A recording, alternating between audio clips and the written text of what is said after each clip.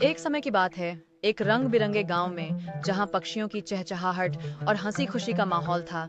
तीन साहसी भाई बहन रहते थे, अब्दुल हादी, आइजा और छोटा असलान। अब छोटा असलान को दौड़ना बहुत पसंद था। वह गांव के हर कोने को अपनी बड़ी आंखों से खोजता रहता था, हमेशा नई शरारत के लिए तैयार।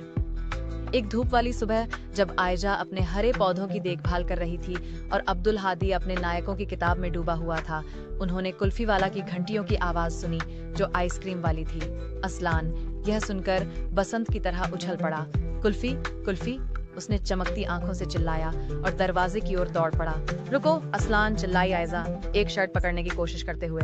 ये खतरनाक हो सकता है, बाहर से आवाज दी अब्दुल हादी ने, असलान की सुरक्षा को लेकर थोड़ा चिंतित होते हुए। लेकिन असलान इतनी उत्तेजित था कि सुन ही नहीं रहा था। उसका मन बाहर के स्वादिष्ट मीठे व्यंजन से आकर्षित था।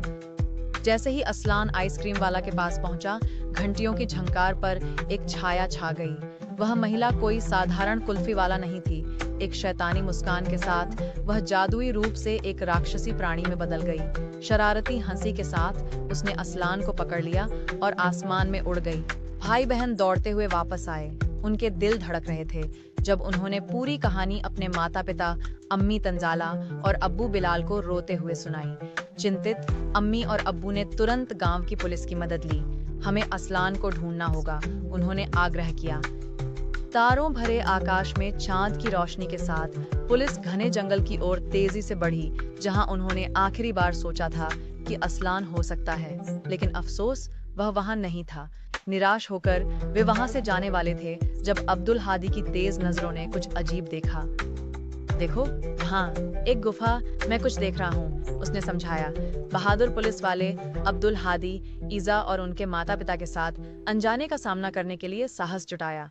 गुफा के अंदर जो उनके सामने था, उसने सभी को चौंका दिया। एक जादूगरनी वहां असलान के साथ खड़े, बिल्कुल सुरक्षित पर थोड़े हक्के बक्के, अब्दुल हादी और इज्जा की आंखों में एक झलक साहस की दिखाई दी जब उन्होंने चुड़ैल का सामना किया।